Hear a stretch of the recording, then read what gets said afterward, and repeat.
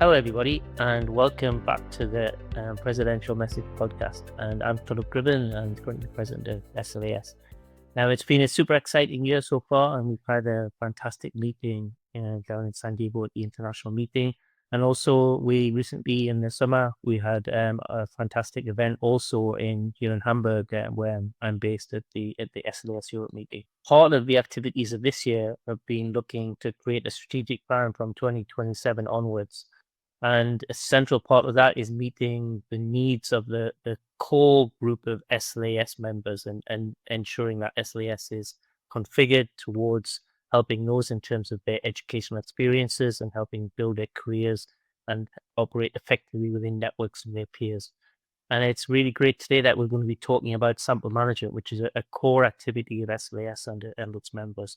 And we're going to be speaking with Kristen Nailor, who's going to be helping to organize an upcoming Sample Management Symposium in 2026, is going to be taking place in San Francisco. So I'd like to just introduce Kristen, and let's get started. So hello, Kristen, how are you? Hi, Phil. It's great to be here with you today to discuss a topic that is near and dear to my heart. Yeah, so as I mentioned, sample management, whether it's on the small molecule side, biological samples or chemical samples, is a central feature of SLAS and SLAS members. And maybe you could just give us a little bit of background on your work in the sample management field and what brought you to where you are today. Yeah, thanks. So a little bit about my background. I mean, I'm an organic chemist by training. I started out actually in medicinal chemistry and that side of drug discovery for several years. And then at some point, like so many of us in the sample management field, we make our way there through long and winding roads. And I at some point I crossed over and was leading compound management at Vanderbilt University, which was on the academic side, and then ended up back in industry, leading a small team of compound managers in San Diego. And then in the last 8 years, I've been at Genentech leading the biologics sample management team, which has been, for me as a chemist, crossing back over to the biology side has been a big learning experience. And then my involvement with SLAS really started probably, I would say, maybe 10 years ago, as I got into sample management. And I think that was right around the time that SLAS really picked up the mantle for our community to be able to host these wonderful events and symposia and tracks that we've had at many of the past conferences and events. And I can't overstate how critical that has been for our community. We are a small but mighty community, I would say, within the SLAS community. People very passionate about doing work that is absolutely important, and really has, I would say, advanced the throughput, the capacity of drug discovery throughout the industry.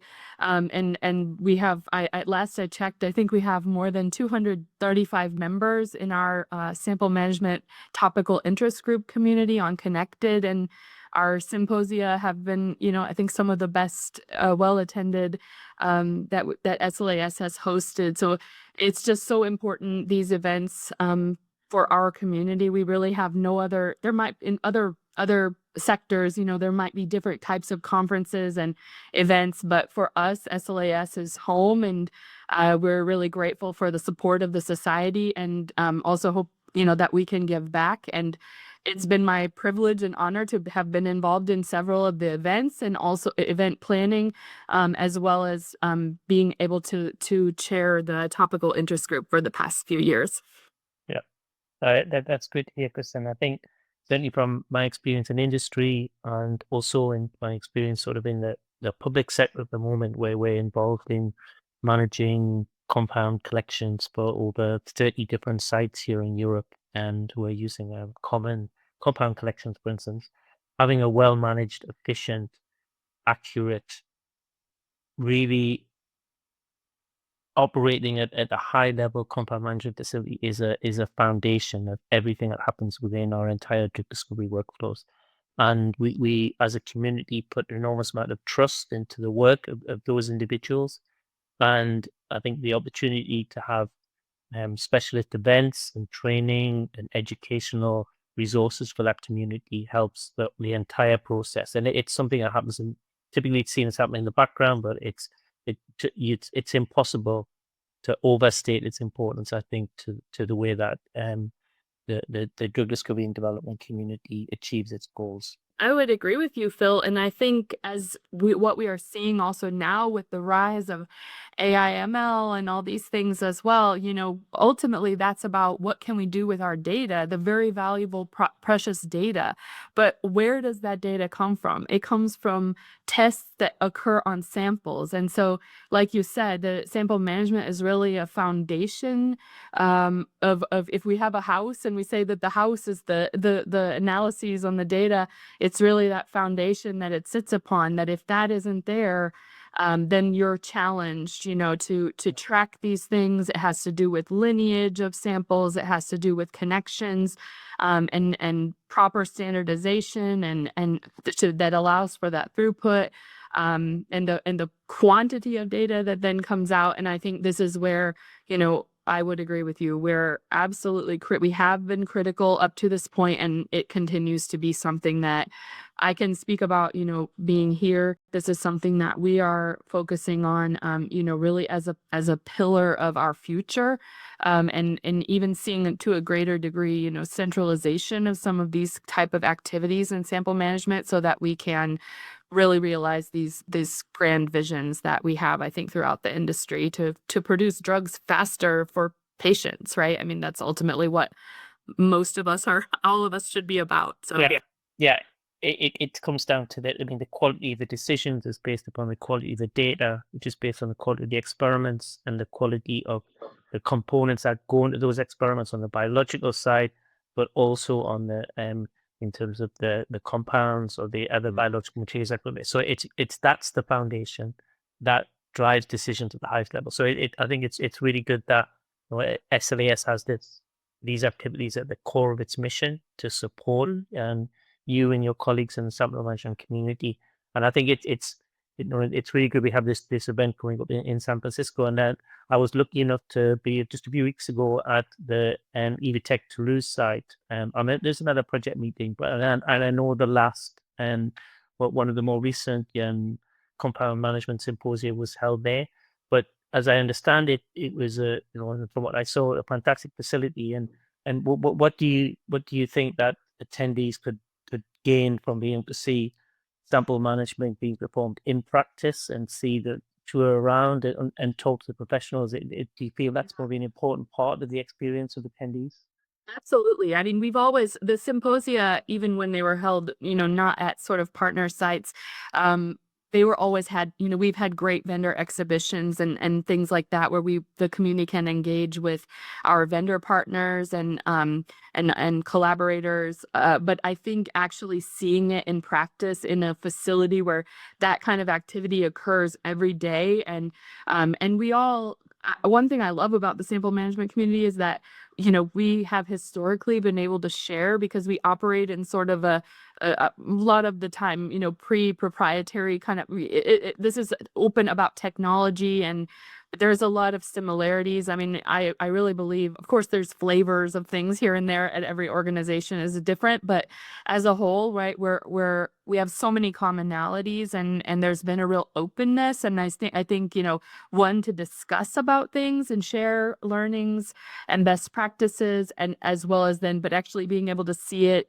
somebody else's little bit of a flavor. I know I was able to go on the tour that the folks at Evotech had organized as part of the symposium, and it was great. And I came away with ideas of things I hadn't thought of before.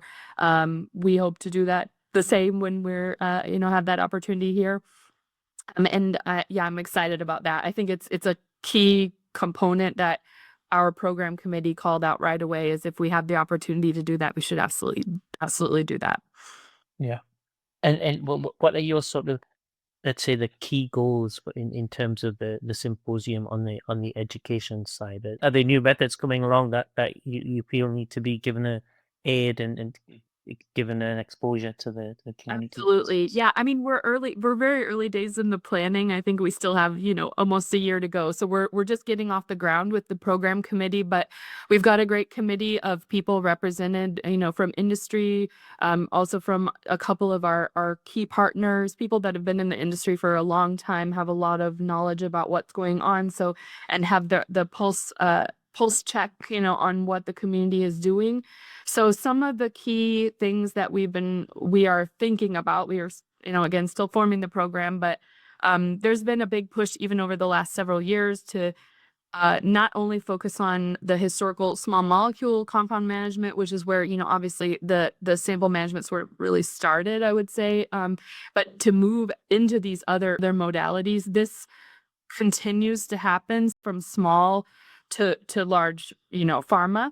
One really cool thing we had, I would call back again to the past couple of symposia that we've had, is we've had people from actually different sectors outside of traditional pharma. So we've had like agritech, some other people from even, I think we had a tremendous speaker, I think it was 2 symposia ago, from the LAPD crime lab, where they're managing samples of all types. So really, it's like this is a realm that can go far beyond just the traditional, drug discovery, which I think is also very interesting to folks to learn more about.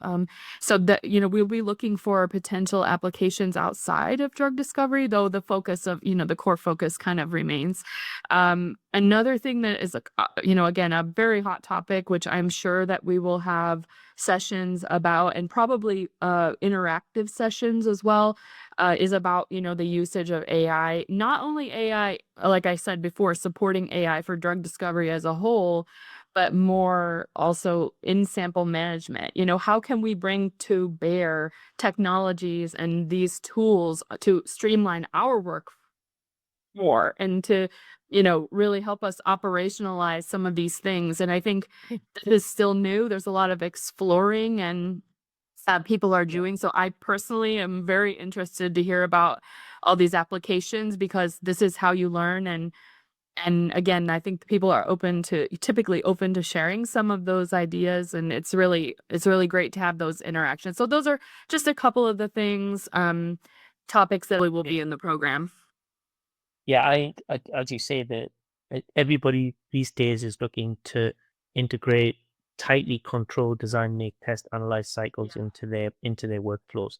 But there is, I think, there's a letter or a word missing from that in terms of, well, several words into the storage, deployment, shipping, and logistics, Yeah. making sure that all of those things can happen. And there's a central role that compound management plays in making those DMTA cycles actually effective and something. Absolutely. Yeah, Yeah, and I would say, I mean, a lot of what I've heard, even in conversations I've been in, is it's often the data. In some cases, people's data just across the board might not be in databases, or, people are still working off of Excel sheets and doing analysis this way. But for a lot of us in sample management, certainly in large organizations, right, every movement, every microliter we've dispensed in the last 20 years is tracked in a database, and every decision about where samples might be shipped around the globe for like logistical elements, operational elements, we are way, I think, from a data perspective, we're probably way ahead of the game. And the opportunity, I think, to tap into predictive analyses and things like that, and further optimization of those workflows, is something that I'm sure all of us are considering. So yeah, yeah. I think it's a really exciting field at the moment, and as you say, with all the different kind of modalities and antibody drug conjugates, all of the different peptide, yeah, RNA-based therapeutics. There's so many ways that, that when I was previously involved in sample management a number of years ago, it was just compounds, but now it's exploded. So that you must have a absolutely. lot on your plate. Yeah. The requests don't seem to ever stop, but I think most of us in the community have probably made our peace with that. But yeah, it's your work is never done, and I mean, I think that again points to the absolutely critical element of where the role that we play, and we should all, I think, hopefully, we all feel pride, about being able to support such an important endeavor that way. Yeah, that sounds good. So speaking of sport, are you looking for more volunteers or program committee members for this symposium? Or I think we are okay in terms of the program committee itself for the symposium. As I said, I think we have 5 or 6 folks already involved in that. But we are always looking for volunteers to help out with various things throughout the year. I mean, one thing we have coming up is obviously before we hit the symposium next fall, we have SLAS 2026 in Boston, and it's my understanding that, there's a mini track at SLAS, the main SLAS conference, and that track is there, and there are obviously going to be some really great speakers there. Looking forward to hearing from them.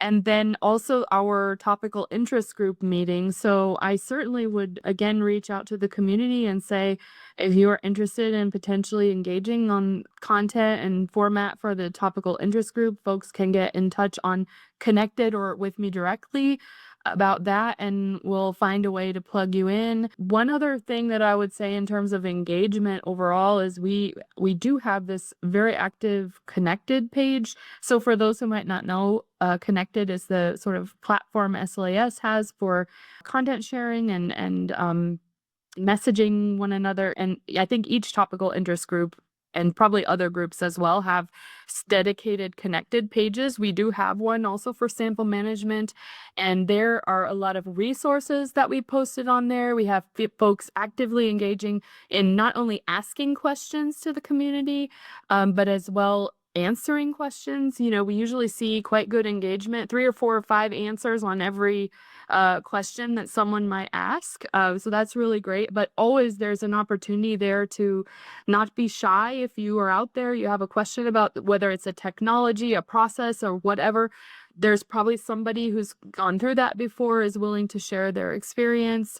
We see that. One thing I've been trying to kind of get off the ground this year, and to a plug to with the help of AI, is to come up with a series we're calling Aliquots and Insights, where in the past at symposia and other TIG meetings, we did Mentimeter sort of live polling of the community of what they want to hear about and discuss about. And so based off of those collected questions we're now using those questions on the Connected group to post, and folks are chiming in about various things, also including people's career journeys. It's been really cool. So anybody can do that, and it's not too late to even chime in on the posts that are already there to talk about your career, what brought you to sample management. We're always interested in hearing about these things from each other. So I would encourage everybody to get on that platform. As these events also get closer, we'll have information and things coming out there. So it's really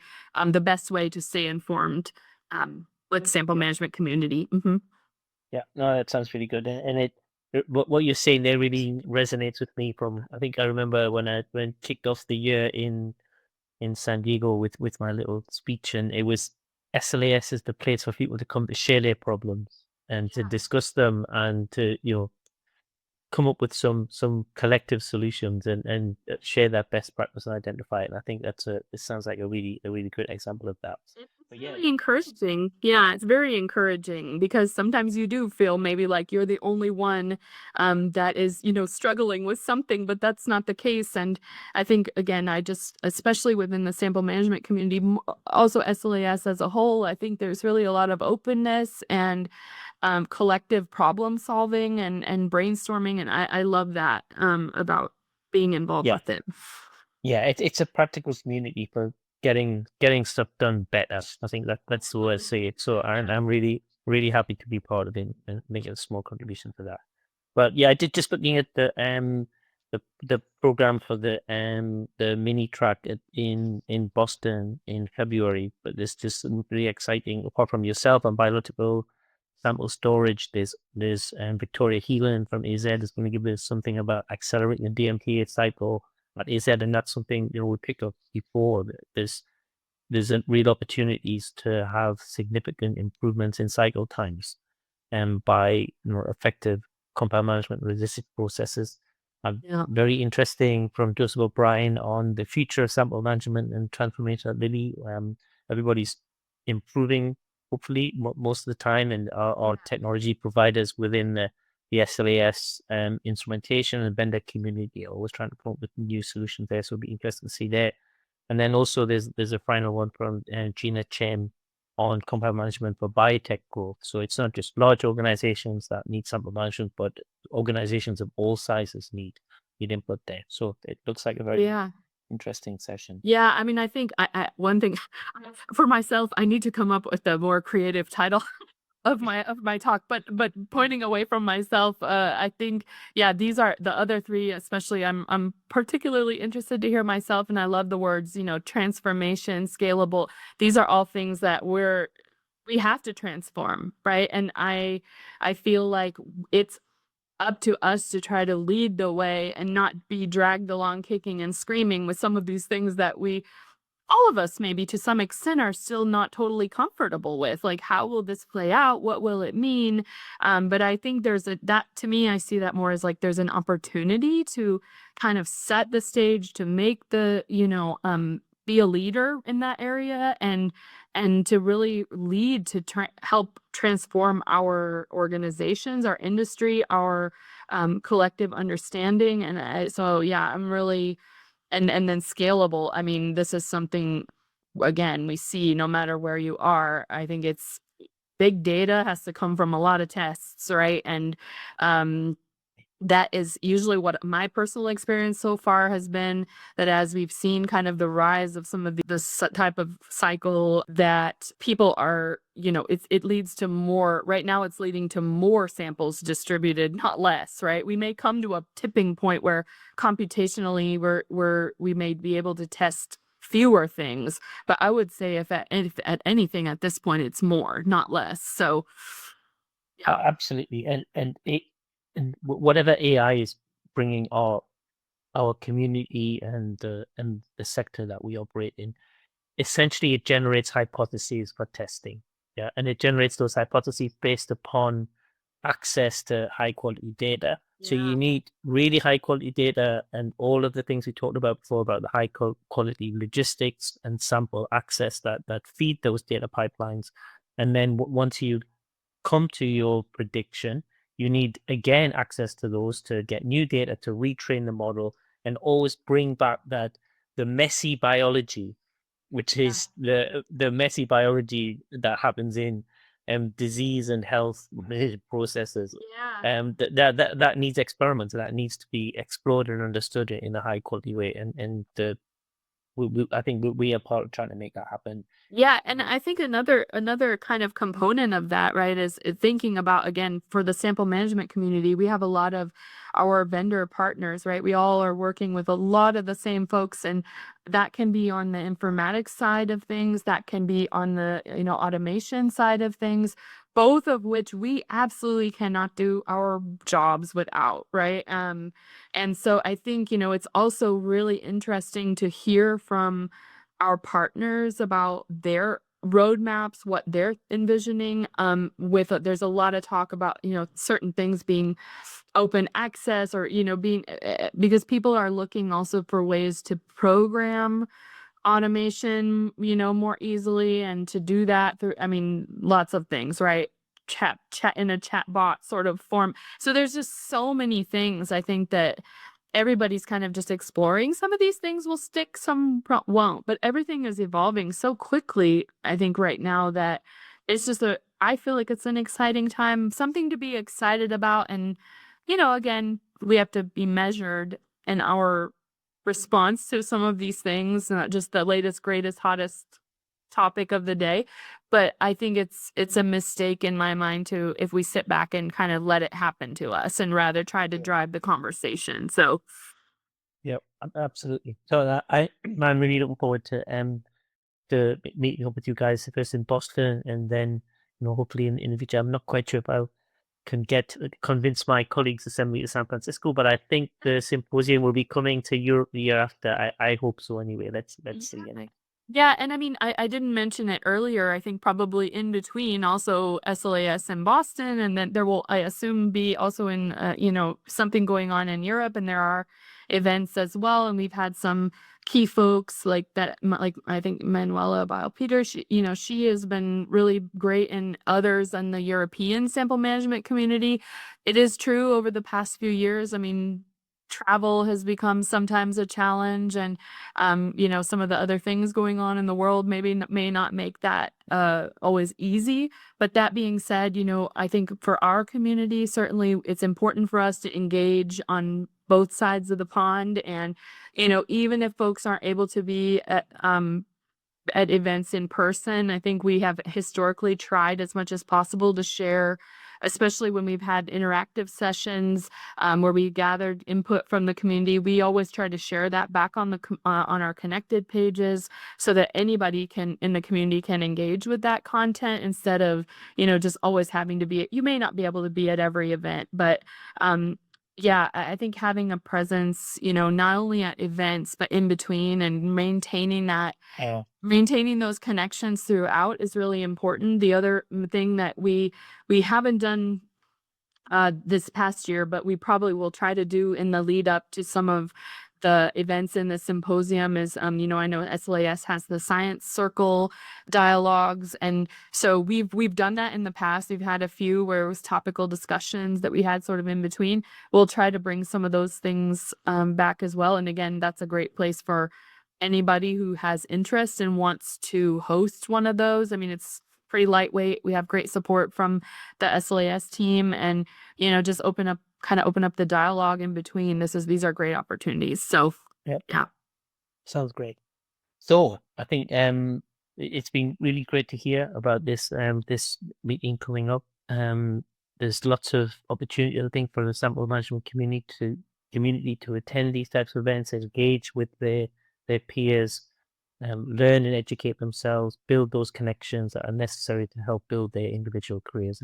And thanks so much, Kristen, for your leadership in this space as well. I know you do an enormous amount of work, and really on behalf of the sort of SLAS board and others, we thank you for all the commitment and the way you've driven it forward. I think it's a great example. Yeah. So thanks. Well, so but much. we always stand on the shoulders of giants, right? So there were lots of folks before I had the privilege to come into, helping to lead things along. There were several key partners there. I certainly attribute the setting up and really establishing of all this to those folks. And I think, we're looking forward to the future. It's an exciting time, as we said, and I'm grateful for the support of SLAS, and really excited that the symposium is coming back in 2026. And we really look forward to seeing everybody there and continuing to keep in touch in the meantime. So yeah, thanks for the chance to chat today. Yeah, thank you. Thanks.